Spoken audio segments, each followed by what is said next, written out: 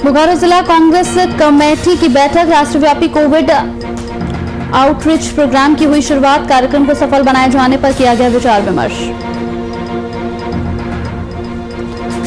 JMM नेता निजामुद्दीन अंसारी ने अंचल कार्यालय का किया निरीक्षण, कार्यालय गायब दिखे अंचल अधिकारी, जेएमएम नेता बोले नई नियुक्ति के लिए डीसी और सीएम से करेंगे बात। जीवन देने वाला डॉक्टर हुआ भूमाफियाओं के षड्यंत्र का शिकार, समस्तीपुर सदर अस्पताल के डॉक्टर हेमंत कुमार को किया गया सस्पेंड, पेशवा कार्यकर्ता ने निकाला प्रतिरोध मार्च। और सहरसा में रंगे हाथों पकड़े गए चोर की जमकर पिटाई के दौरान एक चोर की मौत, मृतक के परिजन शव को सड़क पर रखकर रास्ता जाम करने पहुंचे। नमस्कार, स्वागत है आपका वीआईपी न्यूज पर। आपके साथ हाजिर हूं मैं कंचन। शुरुआत करेंगे बुलेटिन की और सीधे आपको लिए चलेंगे और आपको दिखाएंगे किस तरीके से मन की बात का आगाज हो रहा है। चलिए बढ़ते हैं आगे। पहले खबरों की तरफ रुख करेंगे। राष्ट्रव्यापी कोविड आउटरीच प्रोग्राम को पूरे देश में शुरू करने को लेकर बोकारो जिला कांग्रेस कमेटी के द्वारा प्रधान कार्यालय में बैठक की गई है।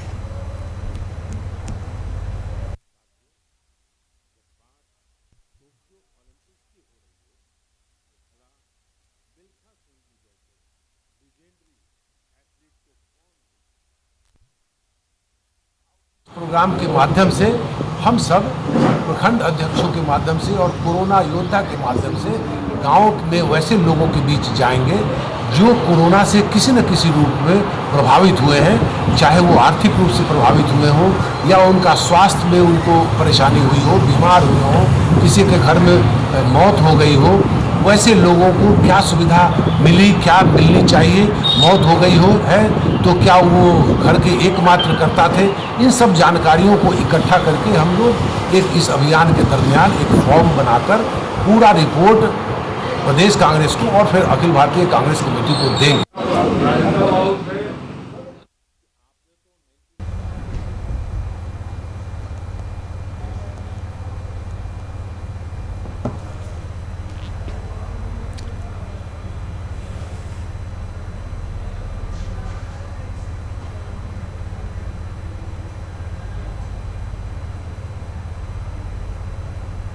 तो चलिए अब आपको सीधे लिए चलते हैं। प्रधानमंत्री नरेंद्र मोदी मन की बात का आगाज कर रहे हैं। लेकिन दुर्भाग्य से नियति को कुछ और मंजूर था। मुझे आज भी याद है 2014 में वो सूरत आए थे। हम लोगों ने एक नाइट मैराथन का उद्घाटन किया था। उस समय उनसे जो गपशप हुई, खेलों के बारे में जो बात हुई, उससे मुझे भी बहुत प्रेरणा मिली थी। हम सब जानते हैं कि मिल्खा सिंह जी का पूरा परिवार स्पोर्ट्स को समर्पित रहा है, भारत का गौरव बढ़ाता रहा है। साथियों, जब टैलेंट, डेडिकेशन, डिटर्मिनेशन और स्पोर्ट्समैन स्पिरिट एक साथ मिलते हैं, तब जाकर कोई चैंपियन बनता है। हमारे देश में तो अधिकांश खिलाड़ी छोटे छोटे शहरों, कस्बों, गांवों से निकल करके आते हैं। टोक्यो जा रहे ओलंपिक दल में भी कई ऐसे खिलाड़ी शामिल हैं जिनका जीवन बहुत प्रेरित करता है। हमारे प्रवीण जाधव जी के बारे में आप सुनेंगे तो आपको भी लगेगा कि कितने कठिन संघर्षों से गुजरते हुए प्रवीण जी यहां पहुंचे हैं। प्रवीण जाधव जी महाराष्ट्र के सातारा जिले के एक गांव के रहने वाले हैं। वो आर्चरी के बेहतरीन खिलाड़ी हैं। उनके माता पिता मजदूरी कर परिवार चलाते हैं और अब उनका बेटा अपना पहला ओलंपिक्स खेलने टोक्यो जा रहा है। ये सिर्फ उनके माता पिता ही नहीं, हम सभी के लिए कितने गौरव की बात है। ऐसे ही एक और खिलाड़ी हैं हमारी नेहा गोयल जी। नेहा टोक्यो जा रही महिला हॉकी टीम की सदस्य हैं। उनकी मां और बहनें साइकिल की फैक्ट्री में काम करके परिवार का खर्च जुटाती हैं। नेहा की तरह ही दीपिका कुमारी जी के जीवन का सफर भी उतार चढ़ाव भरा रहा है। दीपिका के पिता ऑटो रिक्शा चलाते हैं और उनकी मां नर्स हैं। और अब देखिए दीपिका अब टोक्यो ओलंपिक्स में भारत की तरफ से एकमात्र महिला तीरंदाज हैं। कभी विश्व की नंबर 1 तीरंदाज रही दीपिका के साथ हम सबकी शुभकामना है। साथियों, जीवन में हम जहां भी पहुंचते हैं, जितनी भी ऊंचाई प्राप्त करते हैं, जमीन से ये जुड़ाव हमेशा हमें अपनी जड़ों से बांधे रखता है। संघर्ष के दिनों के बाद मिली सफलता का आनंद भी कुछ और ही होता है।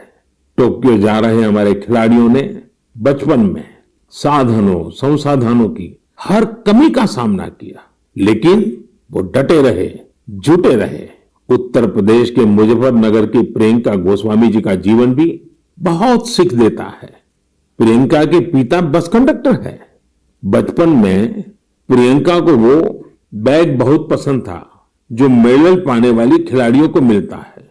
इसी आकर्षण में उन्होंने पहली बार रेस वॉकिंग प्रतियोगिता में हिस्सा लिया था।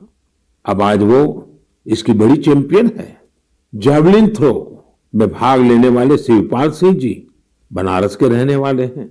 शिवपाल जी का तो पूरा परिवार ही इस खेल से जुड़ा हुआ है। इनके पिता, चाचा और भाई सभी भाला फेंकने में एक्सपर्ट हैं। परिवार की यही परंपरा उनके लिए टोक्यो ओलंपिक्स में काम आने वाली है। टोक्यो ओलंपिक के लिए जा रहे हैं चिराग शेट्टी और उनके पार्टनर सात्विक साईराज का हौसला भी प्रेरित करने वाला है। हाल ही में चिराग के नाना जी का कोरोना से निधन हो गया था। सात्विक भी खुद पिछले साल कोरोना पॉजिटिव हो गए थे, लेकिन इन मुश्किलों के बाद भी ये दोनों मेंस डबल शटल कंपटीशन में अपना सर्वश्रेष्ठ देने की तैयारी में जुटे हैं। एक और खिलाड़ी से मैं आपका परिचय कराना चाहूंगा। यह है हरियाणा के भिवानी के मनीष कौशिक जी। मनीष जी खेती किसानी वाले परिवार से आते हैं। बचपन में खेतों में काम करते करते मनीष को बॉक्सिंग का शौक हो गया था। आज ये शौक उन्हें टोक्यो ले जा रहा है। एक और खिलाड़ी हैं सीए भवानी देवी जी। नाम भवानी है और ये तलवारबाजी में एक्सपर्ट है। चेन्नई के रहने वाली भवानी पहली भारतीय फेंसर है जिन्होंने ओलंपिक में क्वालिफाई किया है। मैं कहीं पढ़ रहा था कि भवानी जी की ट्रेनिंग जारी रहे, इसके लिए उनकी मां ने अपने गहने तक गिरवी रख दिए थे। साथियों, ऐसे तो अनगिनत नाम है, लेकिन मन की बात में मैं आज कुछ ही नामों का जिक्र कर पाया हूं। टोक्यो जा रहे हर खिलाड़ी का अपना संघर्ष रहा है, बरसों की मेहनत रही है। वो सिर्फ अपने लिए ही नहीं जा रहे, बल्कि देश के लिए जा रहे हैं। इन खिलाड़ियों को भारत का गौरव भी बढ़ाना है और लोगों का दिल भी जीतना है। और इसलिए मेरे देशवासियों में आपको भी एक सलाह देना चाहता हूं। हमें जाने अनजाने में भी हमारे इन खिलाड़ियों पर दबाव नहीं बनाना है, बल्कि खुले मन से इनका साथ देना है। हर खिलाड़ी का उत्साह बढ़ाना है।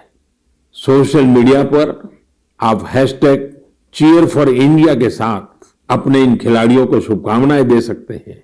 आप कुछ और भी इनोवेटिव करना चाहें तो वो भी जरूर करें। अगर आपको कोई ऐसा आइडिया आता है जो हमारे खिलाड़ियों के लिए देश को मिलकर करना चाहिए, तो वो आप मुझे जरूर भेजिएगा। हम सब मिलकर टोक्यो जाने वाले अपने खिलाड़ियों को सपोर्ट करेंगे। Cheer for India, cheer for India, cheer for India. मेरे प्यारे देशवासियों, कोरोना के खिलाफ हम देशवासियों की लड़ाई जारी है, लेकिन इस लड़ाई में हम सब साथ मिलकर कई असाधारण मुकाम भी हासिल कर रहे हैं। अभी कुछ दिन पहले ही हमारे देश ने एक अभूतपूर्व काम किया है। 21 जून को वैक्सीन अभियान के अगले चरण की शुरुआत हुई और उसी दिन देश ने 86 लाख से ज्यादा लोगों को मुफ्त वैक्सीन लगाने का रिकॉर्ड भी बना दिया, और वो भी एक दिन में। इतनी बड़ी संख्या में भारत सरकार की तरफ से मुफ्त वैक्सीनेशन, और वो भी एक दिन में, स्वाभाविक है इसकी चर्चा भी खूब हुई है। साथियों, एक साल पहले सबके सामने सवाल था कि वैक्सीन कब आएगी। आज हम एक दिन में लाखों लोगों को मेड इन इंडिया वैक्सीन मुफ्त में लगा रहे हैं और यही तो नए भारत की ताकत है। साथियों, वैक्सीन की सेफ्टी देश के हर नागरिक को मिले, हमें लगातार प्रयास करते रहना है। कई जगहों पर वैक्सीन हेजिटेंसी को खत्म करने के लिए कई संगठन, सिविल सोसाइटी के लोग आगे आए हैं और सब मिलकर के बहुत अच्छा काम कर रहे हैं। चलिए हम भी आज एक गांव में चलते हैं और उन्हीं लोगों से बात करते हैं वैक्सीन के बारे में। मध्य प्रदेश के बैतूल जिले के डुलारिया गांव चलते हैं। हेलो, नमस्कार। नमस्ते जी। मेरा नाम राजेश हिरावे, ग्राम पंचायत डुलारिया, भीमपुर ब्लॉक। राजेश जी, मैंने फोन इसलिए किया कि मैं जानना चाहता था कि अभी आपके गांव में अब कोरोना की क्या स्थिति है। सर, यहाँ पे कोरोना की स्थिति तो अभी ऐसा कुछ नहीं है यहाँ। अभी लोग बीमार नहीं है। जी।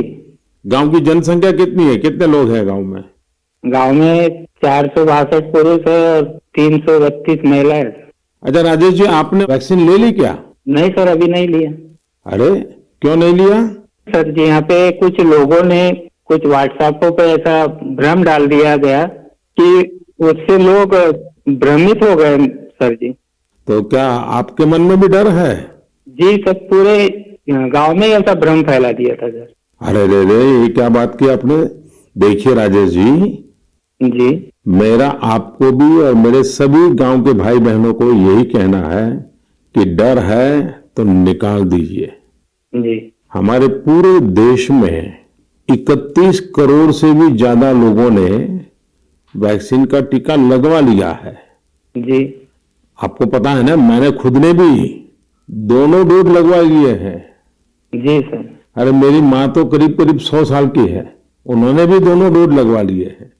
कभी कभी किसी को इससे बुखार वगैरह आता है, पर वो बहुत मामूली होता है, कुछ घंटों के लिए होता है। देखिए, वैक्सीन नहीं लेना बहुत खतरनाक हो सकता है। जी। इससे आप खुद को तो खतरे में डालते ही हैं, साथ ही में परिवार और गांव को भी खतरे में डाल सकते हैं। जी। और राजेश, इसलिए जितना जल्दी हो सके वैक्सीन लगवा लीजिए और गांव में सबको बताइए कि भारत सरकार की तरफ से मुफ्त वैक्सीन दी जा रही है और 18 वर्ष से ऊपर के सभी लोगों के लिए ये मुफ्त वैक्सीनेशन है। जी। जी। तो ये आप भी गांव में लोगों को बताइए। और गांव में ये डर का तो माहौल का कोई कारण ही नहीं है। कारण यही सर, कुछ लोगों ने ऐसी गलत अफवाह फैला दी जिससे लोग बहुत ही भयभीत हो गए। उसका उदाहरण देते जैसा उस वैक्सीन को लगाने से। तो प्रधानमंत्री नरेंद्र मोदी ने मन की बात के जरिए यहां पर अपनी बातों को रखा, साथ ही वैक्सीनेशन को लेकर भी यहां पर उन्होंने लोगों को जागरूक करने का काम किया। वैक्सीनेशन को लेकर भी यहां संदेश देते हुए नजर आए कि वैक्सीनेशन को लेकर किसी तरह से किसी भ्रम में नहीं आना है। वैक्सीनेशन जिस तरीके से किया जा रहा है, सभी लोगों को वैक्सीन लेना है, इसे लेकर भी जागरूक करते हुए नजर आए। प्रधानमंत्री नरेंद्र मोदी ने मन की बात के जरिए अपनी बातों को यहां जनता के सामने रखा और जनता को कई यहां पर संदेश देते हुए भी नजर आए। वैक्सीनेशन को लेकर भी उन्होंने यहां पर संदेश दिया। चलिए खबरों में बढ़ते हैं आगे। तो गिरिडीह के गावा अंचल कार्यालय में काम करने के लिए अंचल अधिकारी को नियुक्त यहां पर कर दिया गया है, लेकिन वो है कि मुख्यालय से गायब ही रहते हैं और उनके साथ साथ राजस्व कर्मचारी से लेकर दूसरे कर्मचारी भी गायब रहते हैं, जिसका खामियाजा आम यहां पर गांव वालों को भुगतना पड़ता है। इस बात का खुलासा उस वक्त हुआ जब जेएमएम नेता निजामुद्दीन अंसारी अंचल कार्यालय निरीक्षण करने के लिए पहुंचे, जहां उन्होंने कहा कि ग्रामीणों की शिकायत पर उन्होंने गावा के प्रखंड से अंचल कार्यालय का निरीक्षण किया। निरीक्षण के दौरान अंचल अधिकारी हीरक मन्ना, केरकट्टा सीआई समेत कई कर्मचारी यहां पर नहीं मिले। महज कुछ कर्मचारी ही यहां पर उपस्थित थे जो अंचल कार्यालय के चक्कर काट रहे थे। तो ऐसी लापरवाही को देखते हुए नए अंचल अधिकारी की नियुक्ति के लिए डीसी और मुख्यमंत्री से उन्होंने बात करने की बात भी कही। प्रखंड कार्यालय, अंचल कार्यालय एवं यहाँ के अस्पताल का निरीक्षण हम लोगों ने किया। अस्पताल का मोटा मोटी अच्छा ही व्यवस्था है, प्रखंड कार्यालय में भी प्रखंड कार्यालय के जो क्रियाकलाप है, कार्यकलाप, वो बहुत अच्छा ही है। इस पूरी खबर पर ज्यादा जानकारी के साथ फोन लाइन पर हमारे संवाददाता मुन्ना प्रसाद हमारे साथ जुड़ गए हैं। मुन्ना, मुख्यालय से गायब मिले हैं यहाँ पर अंचल अधिकारी, जब निरीक्षण करने के लिए यहाँ पर पहुंचे हैं तो पहुंचने के दौरान तमाम अधिकारी यहाँ पर अंचल अधिकारी गायब मिले, क्या कुछ अपडेट मिल रहा है इस पूरी खबर पर? जी, दरअसल ये गावा ब्लॉक है जो मुख्यालय से करीब 100 दूरी है, 100 दूरी पर है। ये बिहार और झारखंड की सीमा पर स्थित है ये ब्लॉक, और वहाँ पे जो भी अंचल कार्यालय हो उसमें खास करके जो भी अधिकारी हैं और कर्मचारी है वो अंचल कार्यालय से हमेशा गायब रहते हैं। और ये लगातार शिकायत पूर्व विधायक निजामुद्दीन अंसारी को मिल रहा था कि वहाँ अधिकारी रहते नहीं है, कर्मचारी रहते नहीं, हम लोग जाते हैं बेवजह करके चल जाते हैं, चूंकि सुदूर गाँव से लोग जाते हैं और वो जंगली इलाका है, बिरल क्षेत्र है, आबादी बिरल है, इसीलिए दूर दूर से लोग आते हैं तय करके, सफर तय करके। लेकिन उनको होता क्या कि अधिकारी मिलते नहीं, कर्मचारी नहीं मिलते, परेशानी बढ़ जाती है। तो ये शिकायत उनको लगातार मिल रही थी। इसी शिकायत के आधार पर कल उन्होंने जाकर के अंचल कार्यालय सदर वहाँ के जो अस्पताल है उनका और प्रखंड कार्यालय का निरीक्षण किए। निरीक्षण के दौरान उन्होंने साफ तौर पर पाया कि अंचल कार्यालय में ताला लटका हुआ था, अंचल अधिकारी गायब थे, कर्मचारी गायब थे, इक्के दुक्के लोग वहाँ पे मौजूद थे जो किसी तरह से कार्यालय को संचालन कर रहे थे इधर उधर बैठ करके, और वो भी समय किसी तरह काट रहे थे। स्थिति ये थी कि वहाँ जो भी पब्लिक आए हुए थे काम को लेकर के वो निराश होकर के बेवजह लौट रहे थे, इसी तरह परेशानी बढ़ती जा रही थी उन लोगों की। यही देखते हुए कल उन्होंने गंभीरता से लिया है और इस बारे में तत्काल उन्होंने उपायुक्त राहुल कुमार सिन्हा से भी बात किया है। और चूंकि वो झारखंड मुक्ति मोर्चा के नेता हैं और पूर्व में विधायक भी रह चुके हैं, उन्होंने मुख्यमंत्री से भी कल बात की है कि इस मसले पर इसका तत्काल निदान करें ताकि यहाँ के अन्य जो भी लोग आते हैं, आम पब्लिक जो आती है अपने काम को लेकर के अंचल कार्यालय, उनकी समस्या हल हो सके। जी चलिए, बहुत बहुत शुक्रिया मुन्ना प्रसाद हमारे साथ इस पूरी खबर पर जुड़ने के लिए। तो नई नियुक्ति के लिए सीएम से बात करने की बात भी इन्होंने कही है। कोरोना काल के दौरान समस्तीपुर सदर अस्पताल में सैकड़ों कोरोना रोगियों को इलाज कर जीवन देने वाले डॉक्टर हेमंत कुमार सिंह को सस्पेंड कर दिया गया है, जिसके खिलाफ समस्तीपुर शहर के विवेक विहार मोहल्ले के आयसा कार्यकर्ताओं ने प्रतिरोध मार्च निकाला, जो शहर के क्रांति होटल के पास पहुंचकर सभा में तब्दील हो गया। सभा की अध्यक्षता आयसा के जिला अध्यक्ष लोकेश राज ने की, जबकि संचालन जिला सचिव सुनील कुमार ने की है। वहीं सभा को संबोधित करते हुए अशोक कुमार ने बीजेपी नेताओं को आड़े हाथों लिया और मांग की है कि इस घटना में भूमाफिया ठेकेदार बीजेपी से जुड़े हैं। डॉक्टर को सस्पेंड कराने में उनका हाथ है, इसलिए इस घटना की उच्च स्तरीय जांच कराकर कोरोना योद्धा डॉक्टर हेमंत कुमार सिंह का सस्पेंड यहां खत्म किया जाए।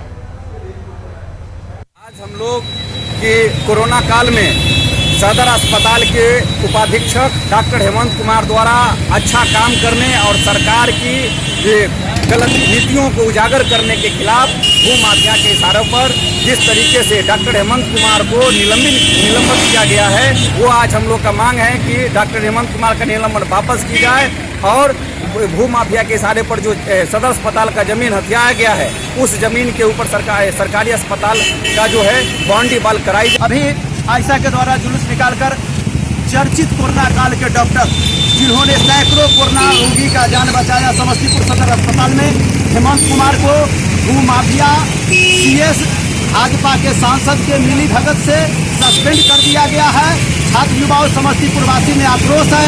हम मांग करते हैं कि भूमाफिया के 60 गांठ CS के 60 गांठ की जांच किया जाए और कोरोना योद्धा डॉक्टर हेमंत कुमार का निलंबन वापस किया जाए, नहीं तो आंदोलन तेज होगा। सुरेंद्र प्रसाद सिंह भाकपा माले जिला कमेटी सदस्य।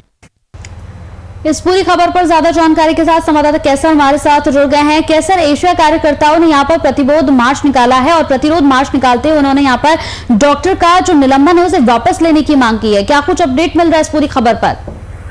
जी, मैं बता दूं कि आपको कि दरअसल ये मामला जो है कि डॉक्टर हेमंत कुमार जो उपाधीक्षक है समस्तीपुर सदर अस्पताल के, उनका जो है एक पोस्ट जो है तो फेसबुक पे वायरल हुआ था और इसको लेकर जो है कि राजनीति गरमा गई थी और इस पोस्ट का विवाद जब खड़ा हुआ था उन्होंने पोस्ट को डिलीट कर दिया। इसमें जो है सरकार की जो कोरोना काल के अंदर जो सरकार की कमियां हैं उसको उजागर करने की जो कोशिश की गई थी, इस मामले को लेकर जो है कि पोस्ट पे जो है बवाल खड़ा हुआ और शायद उन्होंने इस पोस्ट को हटा भी दिया। इसी मामले को लेकर जो है उन्हें जो है कि परसों उन्हें निलंबित कर दिया गया है और निलंबित करने के बाद जो है कि आयशा से जुड़े हुए कार्यकर्ता और जो नेता है वो सड़कों से उतर गए। उनका साफ तौर पर कहना है कि जिस तरह से डॉक्टर हेमंत कुमार ने कोरोना काल के अंदर लोगों की सेवा की है, कोरोना काल के जो मरीज थे, कोरोना के जो मरीज थे उनकी जिस तरह से उन्होंने जान बचाई है, उन्हें सरकार की तरफ से पुरस्कार देना चाहिए था। कहीं ना कहीं की जो भूमाफिया है और जो पार्टी के जो अभी वर्तमान में जो पार्टी के उनके जो कुछ नेताओं की वजह से उन्हें निलंबित कर दिया गया। इसी मामले को लेकर आयशा से जुड़े कार्यकर्ता ने उनकी निलंबित की मांग को लेकर जो समस्तीपुर सड़क पर उतरे हैं और उनका कहना है कि जल्द से जल्द इन्हें वापस लिया जाए। जी कंचन, बहुत बहुत शुक्रिया हमारे साथ इस पूरी खबर पर जुड़ने के लिए। क्या सर आपका? वहीं मधेपुरा में ऑल इंडिया स्टूडेंट यूनियन के राष्ट्रीय अध्यक्ष ई मुरारी की अध्यक्षता में बढ़ते तेल के दामों के विरोध में यहां पर अनवरत आंदोलन की शुरुआत की गई। इस दौरान राष्ट्रीय अध्यक्ष ने कहा कि पेट्रोल और डीजल लेना अब हम लोगों के बस की बात नहीं रह गई है, इसलिए हम लोगों एक साथ आम नागरिक ने भी यहां पर अंतिम बार अपनी अपनी गाड़ियों की आरती उतारकर घर में ही रखने का यहां पर निश्चय किया है, क्योंकि पेट्रोल और डीजल ने मधेपुरा सहित यहां पर समूचे देश में शतक लगा दिया है। इसलिए अब हम लोग जब तक इस सरकार को उखाड़ कर फेंक नहीं देते हैं तब तक इसी तरीके से ये जारी रहेगा। वहीं इस कार्यक्रम में ऑल इंडिया स्टूडेंट यूनियन के सदस्यों के साथ आम लोग भी मौजूद रहे।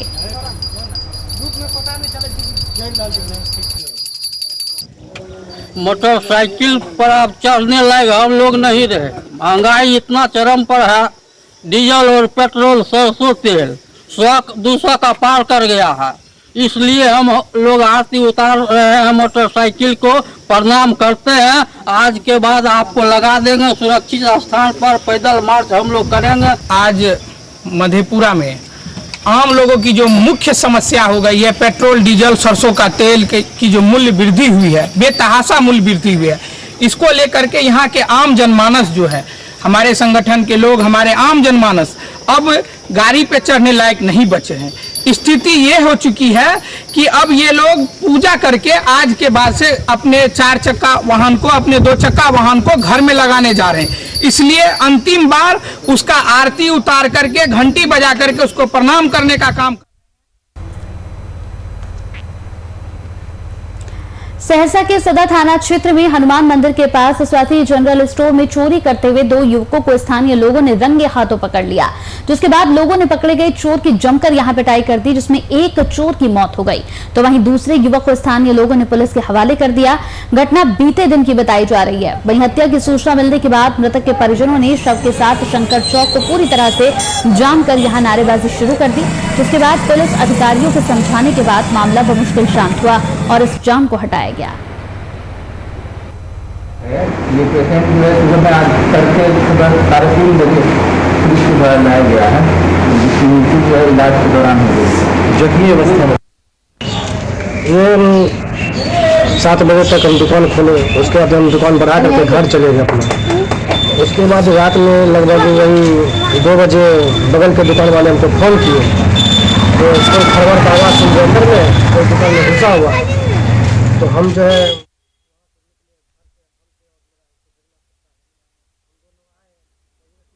तो औरंगाबाद के दाऊदनगर थाना परिषद में यहां पर स्थानीय लोग सड़क जैसी मूलभूत सुविधाओं से वंचित हैं। मामला दाऊदनगर नगर परिषद वार्ड का है, जहां पटेल नगर गौघाट से दाऊदनगर कॉलेज जाने वाला रास्ता कीचड़ में तब्दील हो गया है। बता दें कि इस रास्ते का निर्माण डिस्ट्रिक्ट बोर्ड के द्वारा कराया गया था, लेकिन बारिश के चलते इस सड़क की हालत पूरी तरह से खराब हो चुकी है, जहां वाहन तो दूर पैदल भी चलना मुश्किल है। इससे आवागमन यहाँ के बहुसंख्यक लोगों का, वार्ड नंबर 26 के बहुसंख्यक लोगों का जुड़ा हुआ है। अभी गंदगी के कारण बहुत सी बीमारियाँ फैल रही है जो लाइलाज भी हैं, और हालत ऐसी है कि सड़क के दोनों तरफ इतनी गंदगी है कि बैक्टीरिया वायरस ऐसे ऐसे आ सकते हैं जिससे यहाँ के लोगों यहाँ महामारी फैल सकती है। और बरसात में पैदल चलना मुश्किल है, गाड़ी 2 पहिया 4 पहिया वाहन चलना तो एकदम मुश्किल है, चल ही नहीं पा रही है। क्या यही है कि हम लोग नदी गली में चलते थे, हम लोग मिल करके आम जनता लोग जैसे सुरेश्वर पटेल है, अजय पासवान है, गोपाल जी है, दीनदयाल जी है, शनिचर राम है, एक सब श्रमदान से हम लोग पूरे मिल करके एक रास्ता खोजा कम चलाओ। इसमें डिस्ट्रिक्ट बोर्ड का रोड है जिसमें अक्रोचमेंट भी है बहुत, इसके चलते दिक्कत है। और कुछ मामला अटका हुआ है, लोगों को करीब करीब यहाँ से लोग जाए, इसको भी पैनल लिस्ट में बना हुआ है, डीएम ही कागज पहुँचल है। चलिए इसी के साथ वीआईपी न्यूज में मेरे साथ इतना ही। नमस्कार।